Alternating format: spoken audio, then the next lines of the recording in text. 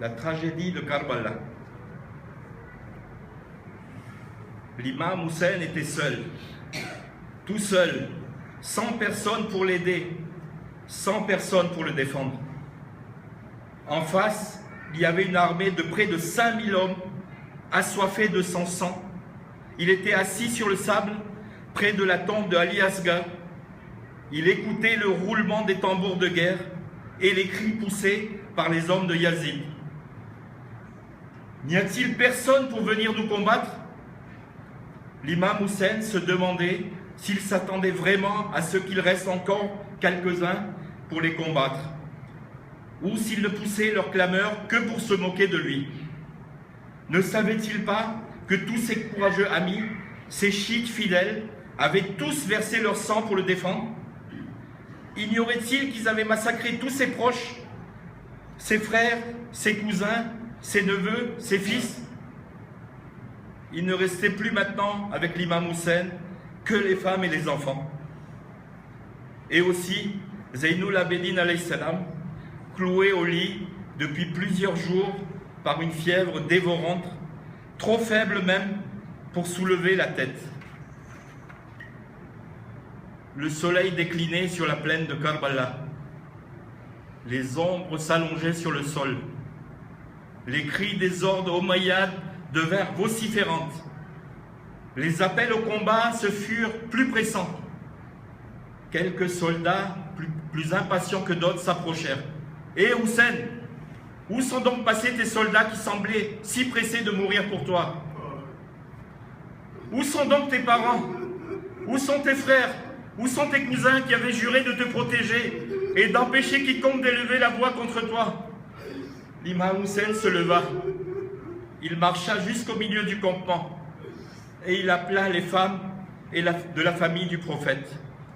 Zainab et Kulsoum, mes sœurs, Leila, Rabab, et vous, mes filles, Rukaya, Soukaina, et toi aussi, Fiza, ma nourrice, venez toutes. L'heure de nous dire adieu a sonné. Toutes elles accoururent à son appel. Toutes elles se pressèrent autour de lui. Zainab prit la parole. « Mon frère, est-ce bien vrai que tu vas partir pour ton dernier voyage? Que nous ne te reverrons plus vivant? Vas-tu partir en nous laissant seuls, à la merci de ces brutes sauvages? » Oui, Zainab, le moment est venu, le moment est arrivé, au vu duquel notre mère t'a préparé depuis ta plus tendre enfance. Je suis bien triste de vous laisser, car je sais que vos souffrances ne vont pas prendre fin aujourd'hui, mais seulement commencer. Oh mon frère bien-aimé, quand tu seras au paradis tout à l'heure, je te supplie de parler à notre grand-père en notre faveur. Demande-lui d'intercéder pour que nous venions vite vous rejoindre et pour que nous soient épargnés les outrages et les ignominies que nous attendent de ce monde.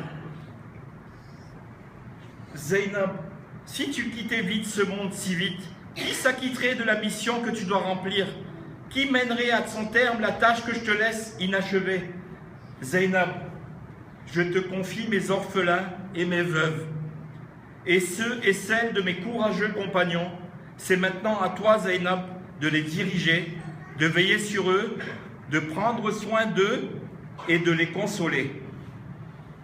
Je mourrai en paix si tu me promets, Zainab, d'être pour eux tout ce qu'ils ont perdu aujourd'hui. L'imam Hussein regarda longuement sa sœur Zainab et il reprit. Zainab, je te recommande particulièrement de veiller sur mon fils Zainul Abidin, que la maladie a conduit à 2 doigts de la mort. C'est lui mon successeur. Il te faut coûte que coûte le protéger. Je te recommande aussi Soukaina, ma petite fille, qui ne m'a jamais quitté, pas même un seul jour. Console-la du mieux que tu le pourras. Je me souviens de quelle manière elle a demandé à son oncle Abbas de rapporter de l'eau. Mais depuis sa mort, elle n'a pas soufflé un mot.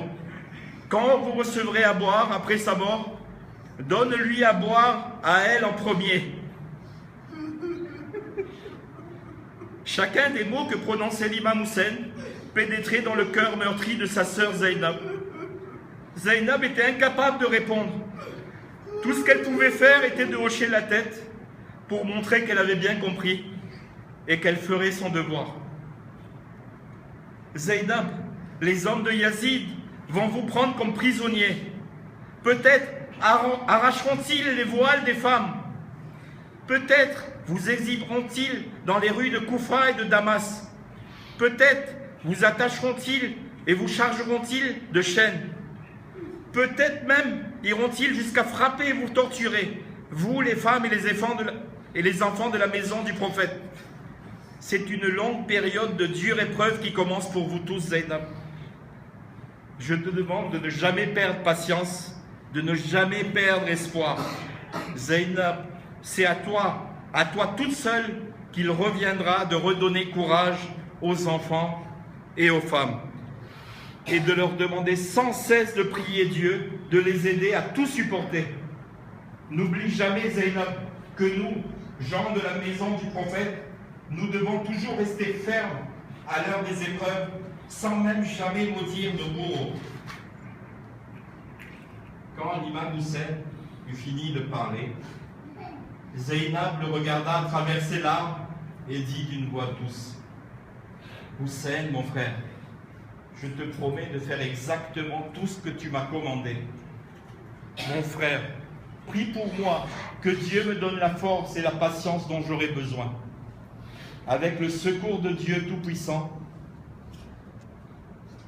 j'assumerai toutes les responsabilités qui m'incombent désormais et je montrerai à tous que je suis Zainab, la sœur de Hussein, la fille de Ali et de Fatima, la petite fille de l'envoyé de Dieu.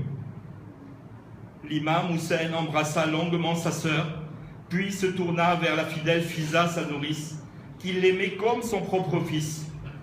Elle avait promis à Fatima, la mère de l'imam Hussein, de veiller sur lui, de ne jamais le quitter. Et malgré son grand âge, pour tenir sa promesse, elle n'avait pas hésité à se lancer dans ce long et périlleux voyage, malgré tous les efforts de l'imam pour l'en dissuader. L'imam Hussein entra sous la tente où gisait toujours inconscient son fils Zeynoul Abédi. Il lui toucha l'épaule en disant: Mon fils, je viens te dire adieu. Lève-toi et embrasse-moi pour la dernière fois. Zeynoul Abédine s'éveilla de sa torpeur. Il ouvrit les yeux, vit son père qui eut du mal à reconnaître tant ses traits accusaient les épreuves de la journée. Avec un effort surhumain, il réussit à s'asseoir sur son lit.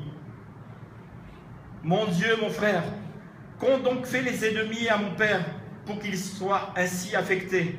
Père, où est mon oncle Abbas? Où est mon frère Akbar? Où sont mes cousins Kassim, Aoun et Mohamed? Comment est-il possible que tu sois dans un tel état si un seul d'entre eux est encore vivant pour te protéger? Mon fils, tous ont goûté le martyre en me défendant, ainsi que la cause de l'islam. Il ne reste plus aucun homme dans le camp à part toi et moi. C'est maintenant à mon tour d'aller combattre et de mourir les armes à la main. Je suis venu te dire adieu. À ces mots, Zeynoul Abédine se mit debout et dit en chancelant: Père, tant que je serai en vie, tu ne peux être tué. Je demande ton autorisation d'aller au combat comme ont fait tous les autres avant moi. Mais il était brûlant de fièvre, il ne put rester debout, ses jambes ne le portaient même pas. Mon fils, répondit l'imam Hussein, je t'ordonne en tant que ton père et ton imam de rester dans ce lit. Ton devoir est d'accompagner tes tantes, ta mère et tes sœurs et les autres femmes en captivité. Ton devoir est de marcher dans les rues de Koufa et de Damas, les mains et les pieds chargés de chaînes. Ton devoir est de supporter les insultes à la cour de Yazid et de subir tout cela avec fermeté d'âme et patience. Ton devoir est de montrer à tous, à Yazid comme aux musulmans, aux vivants et aux générations futures, que nous, gens de la maison du prophète, nous pouvons supporter toutes les épreuves et toutes les peines avec une foi indéfectible en Dieu et en notre cause. Ton devoir, mon fils, et de prouver à tous et en tout lieu et à toutes les époques que le véritable combat, le véritable djihad est de montrer sa foi quand sonne l'heure des épreuves, quand on rencontre les pires difficultés, les plus éprouvantes situations. Ce que tu vas souffrir, mon fils, est 1000 fois pire que la mort, car la mort apporte le soulagement. Mais toi, mon fils, tu devras vivre des années et des années avec le souvenir des plus cruelles des souffrances. L'imam Hussein serra son fils contre son cœur. Le père et le fils se séparèrent pour toujours. Zainoul Abedin, accablé de chagrin autant que par sa maladie, s'effondra inconsciemment. La miséricorde de Dieu lui épargna d'assister au départ de son père. Ses adieux terminés, l'imam Hussein enfourcha son cheval Zulzana. Zainab, surmontant sa propre peine, s'occupait de réconforter chacun. L'imam Hussein éperonna sa monture. Mais Zulzana demeura immobile. Que se passe-t-il donc? L'imam Hussein regarda tout autour, découvrit sa petite fille, Soukaina, qui tenait les pattes avant du cheval en murmurant « Zulzana, je t'en supplie, Zulzana, je t'en supplie, n'emporte pas mon père sur le champ de bataille, d'où personne n'est revenu aujourd'hui. Zulzana, mon oncle là-bas est parti chercher de l'eau, mais n'est jamais revenu. Zulzana, Zulzana, s'il te plaît, j'ai entendu parler, mon père, il veut partir pour toujours et ne reviendra jamais. Zulzana, s'il te plaît, n'emporte pas mon père. Si tu veux pas me voir orpheline, sans personne pour m'aimer, ni s'occuper de moi. » L'imam Hussein sauta à terre et prit Soukaina dans ses bras. « Soukaina, ma chérie, pourquoi n'es-tu pas restée sous la tente? Ta mère a besoin que tu la consoles après la mort de Ali Asghar. » Soukaina regarda son père dans les yeux. « Papa, papa, papa, dis-moi, ne pars-tu pas pour ne jamais revenir? N'es-tu pas sur le point de laisser ta Soukaina pour toujours? Papa, comment ta Soukaina pourra survivre sans toi? Quand tu as ramené le corps sans vie de mon frère Akbar, j'ai cru que j'allais mourir de chagrin. Mais tu étais là, mon petit papa, tu étais là. Tu étais là et tu m'as consolé. Quand tu m'as dit que mon oncle Abbas était parti pour le paradis et que je ne le reverrai plus, j'ai cru devenir folle de tristesse. Mais encore, tu as su encore me réconforter. Dis papa, quand tu seras parti, qui restera pour me parler, pour me rassurer? Qui partagera mes peines? Qui me dira quelques mots de réconfort? Je ne te laisserai pas partir, papa. Tu ne partiras pas. Tu ne partiras pas. Rassemblant tout son courage, l'imam Hussein répondit à sa fille. Soukaina, ma chérie, comment pourrais-je t'expliquer que je dois partir pour combattre et être tué?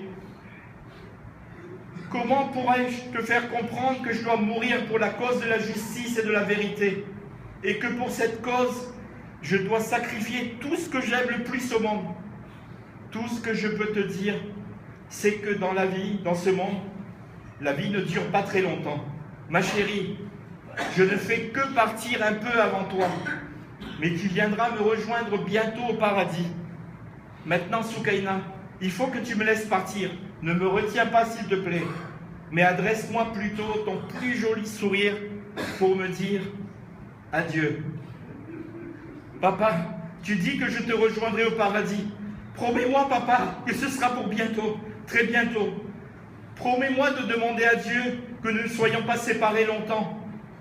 Promets-moi encore, mon petit papa, puisque je ne te verrai plus, de venir dans mes rêves toutes les nuits. Promets-le-moi, papa, s'il te plaît, promets-le-moi. Je te le promets, ma chérie, je te le promets. Soukaina se laissa glisser des bras de son père. Elle l'embrassa et resta debout près du cheval. L'imam Hussein enfourcha Zulzana. Il eut un dernier regard pour sa petite fille, un dernier sourire baigné de larmes. Zulzana, c'est la dernière fois que je te montre. Emporte-moi où m'attend mon destin. Emporte-moi au terme de mon voyage. Zulzana éperonnée s'élança vers le champ de bataille, là où résonnaient les tambours de guerre et les clameurs réclamant encore du sang. Soukaina, immobile, agitait sa petite main pour dire adieu à son père. Soldat de Yazid, je suis venu vous demander si vous me connaissez. L'imam Hussein, qui avait revêtu la tunique et le turban de son grand-père, le messager de Dieu, faisait face seul aux 5000 hommes de l'armée omeyyade. Soldats de Yazid, pour ceux d'entre vous qui ne me connaîtraient pas, je suis Hussein, le petit-fils du prophète Mohammed, que vous reconnaissez comme le prophète de l'islam. Je suis le fils de Fatima, la fille du prophète, et d'Ali, le cousin du prophète. Je suis le dernier des 5 personnes à propos duquel le prophète a parlé maintes et maintes fois. Nombreux sont ceux parmi vous qui ont vu et entendu le prophète. À ceux-là, je demande s'ils ne se souviennent pas avoir vu le prophète me porter sur ses épaules, en même temps que mon frère Hassan, quand nous étions enfants. N'ont-ils pas entendu le prophète dire que j'étais le plus cher de ses enfants? N'ont-ils jamais vu les yeux du prophète mouillés de larmes lorsque j'avais la moindre peine, le moindre chagrin? Le prophète n'est plus, mais moi je suis ici, devant vous. Vous avez blessé mon cœur en massacrant sans pitié mes fils, mes frères, mes neveux, mes fidèles compagnons. Vous n'avez même pas épargné mon petit-fils Ali Asghar, pauvre nourrisson innocent qui ne vous a jamais fait aucun mal. Chacun d'entre eux a été tué alors qu'ils souffraient de faim et de soif, et depuis plus de 3 jours, vous avez refusé à toute ma famille la moindre parcelle de nourriture, la moindre goutte d'eau, malgré la chaleur étouffante qui règne dans cette plaine. Oh mon Dieu, je vous demande ce que je vous ai fait pour mériter un tel traitement. Omar, fils de Saad, répondit à l'imam Hussein. Hussein, tu nous fatigues avec tes discours. Nous t'avons laissé la possibilité de reconnaître le calife de Yazid comme ton maître spirituel et ton chef politique et te soumettre à ses lois et à sa volonté dans tous les domaines.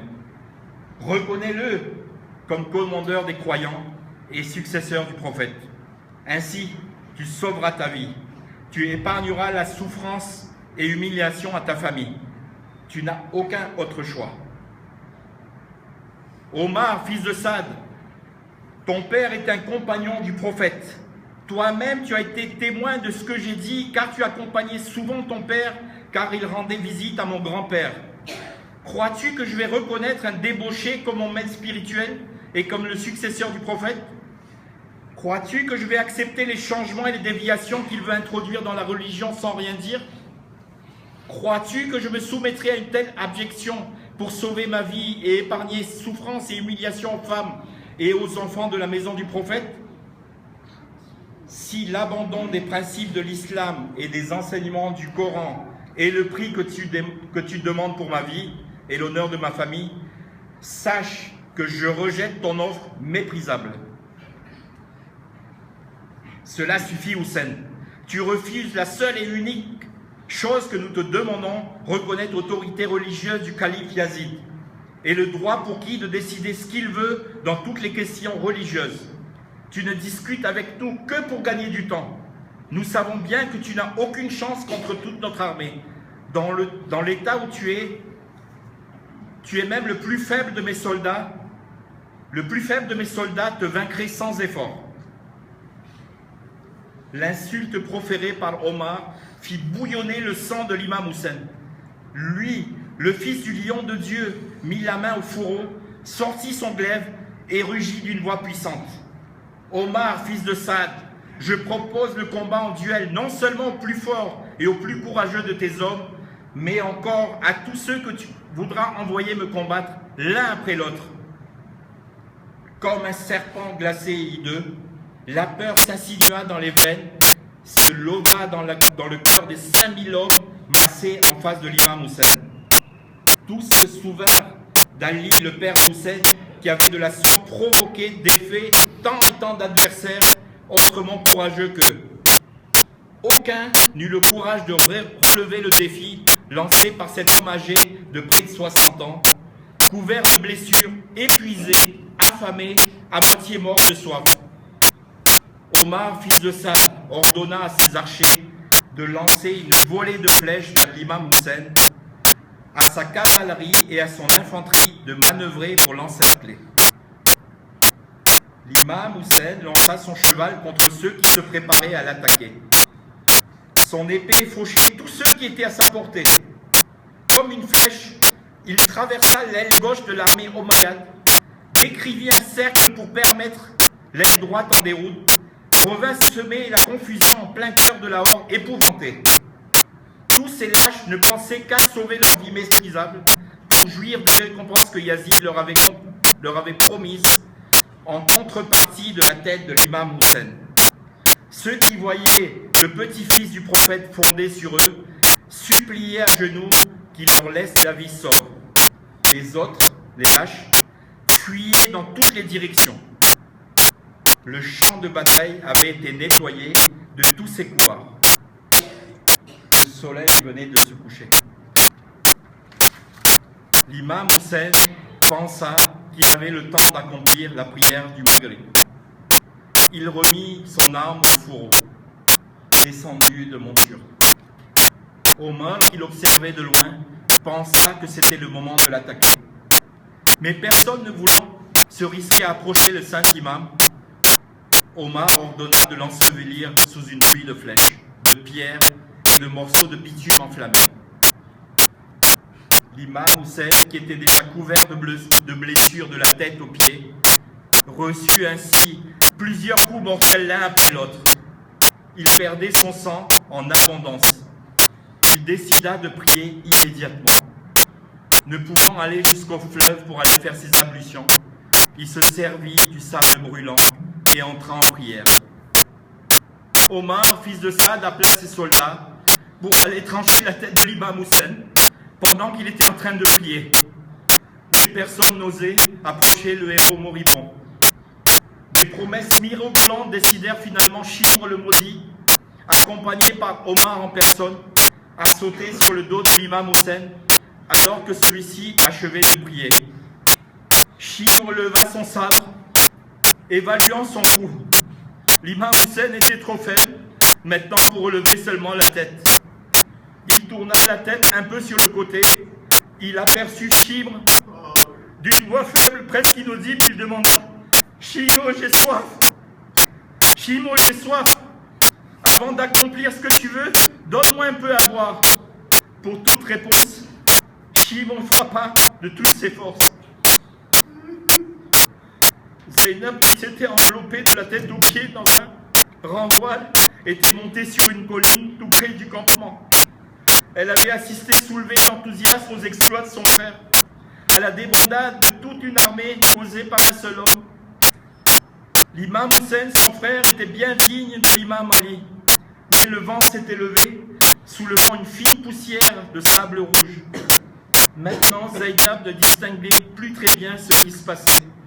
Elle écarquilla les yeux, essayant d'apercevoir quelque chose. Dans l'embrasement du ciel, d'où le soleil venait de se retirer, elle vit soudain se découper, comme une ombre chinoise, la tête de l'imam Hussein, que Shimr portait comme une trophée au bout d'une piqûre. Les tambours de guerre retinrent dans la plaine de Karbala. L'armée annonçait sa victoire. C'est loin.